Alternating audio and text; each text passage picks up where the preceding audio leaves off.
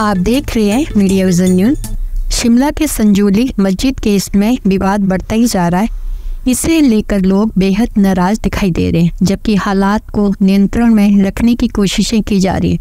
BJP सांसद अनुराग ठाकुर ने इसे लेकर संदेह जताया। उन्होंने कहा है कि मुख्य वजह क्या है, इसको गहराई में जानने की जरूरत है ताकि ऐसी कोशिशें दोबारा न हो सके। और क्या कुछ उन्होंने कहा, आइए सुनते हैं। मुझे लगता है इस मुद्दे की गहराई में जाना चाहिए और ये जो नई परिस्थितियां बनी हैं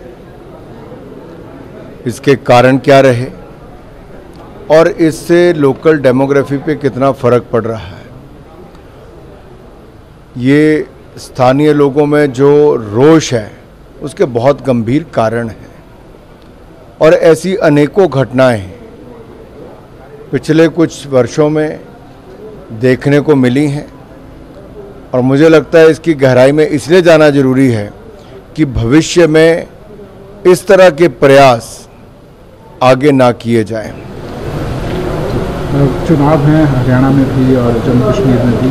हरियाणा में विनेश फोगाट ने कांग्रेस ज्वाइन कर लिया है, जम्मू में क्या हालात है? मैं जम्मू कश्मीर के विधानसभा चुनाव से अभी आई हूँ कैंपेन करके।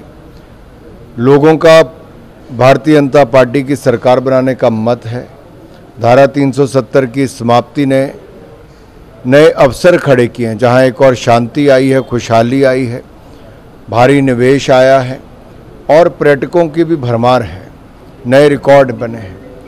वहीं पर जनता को जहां एक और महिलाओं को 18,000 रुपये साल के मिलेंगे, 3,000 रुपये बुजुर्गों को पेंशन के लिए मिलेंगे, बच्चों को कोचिंग के लिए 10,000 रुपये तो मुफ्त में लैपटॉप मिलेंगे। वहीं पर 5 लाख नौकरियां युवाओं को मिलने वाली हैं। लेकिन सबसे बड़ी बात यह है, धारा 370 हटने का जो खुशी जम्मू कश्मीर में है और जो लोगों ने इसका फ़ायदा देखा है कि पथरावबाजी बंद हो गई, अलगाववादी आतंकवादी घटनाओं में 70% कमी है, 70% कमी। बबीता फोगाट ने आरोप लगाया कि उनकी बहन के बीच में दरार डालने की कोशिश की गई है। आप क्या कहें? जिन 3 परिवारों ने जम्मू कश्मीर को एक तरह से लूटा और सब सुख साधन अपने लिए किए, आज उनके उम्मीदवार हारते दिख रहे हैं। उमर जी पहले कहते थे मैं एक भी विधानसभा नहीं लड़ूंगा, अब 2-2 सीटों से उमर अब्दुल्ला जी लड़ रहे हैं और दोनों पे ही हालत खस्ता है। कभी उनको अफजल गुरु याद आते हैं, कभी कोई और याद आता है।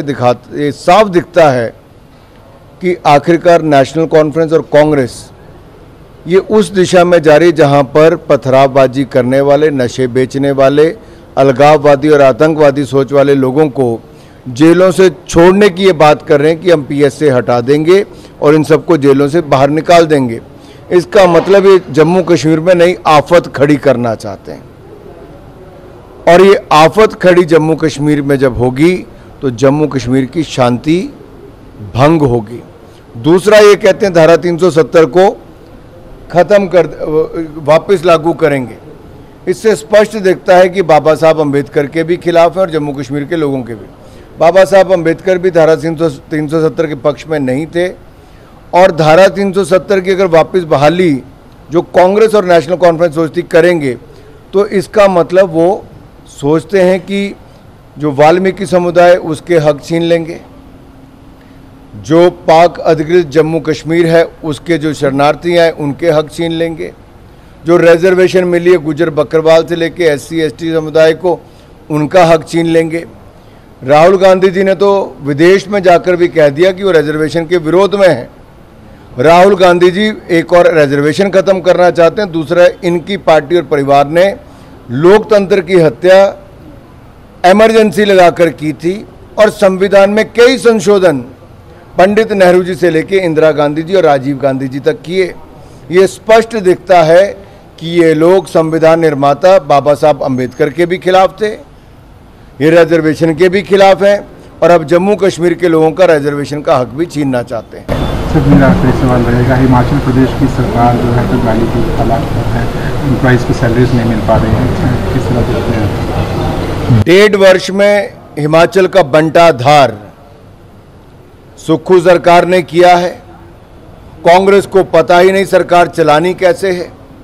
बड़े बड़े वायदे झूठे कर दिए थे, आज वो वायदे पूरे करते दिख नहीं रहे और सरकार की माली हालत इतनी खराब हो गई कि सरकारी कर्मचारी और पेंशनर्स को एक एक हफ्ता अपनी तनख्वाह का इंतज़ार करना पड़ता है।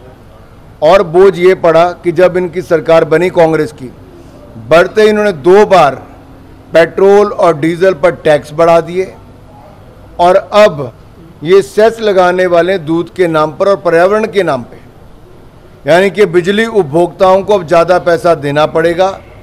मिल्क सेस और एनवायरनमेंट सेस के नाम पर कोई ना कोई बहाना ढूंढकर जनता की जेब में से पैसा निकालने का काम कांग्रेस की सरकार कर रही है और जनता पर बोझ डाल रही है। सीमेंट की बोरी 15 रुपये दाम बढ़ा दिए। अब यहाँ इंडस्ट्री आनी तो दूर की बात, जो है वो भी पलायन करने की सोच रही है। पहले उनके दाम बिजली के बढ़ा दिए, अब उन पर और सेस लगा रहे हैं। ये कैसी मनमानी है? अगर राज्य की सरकार नहीं चला सकती कांग्रेस पार्टी, तो इनको छोड़ देना चाहिए।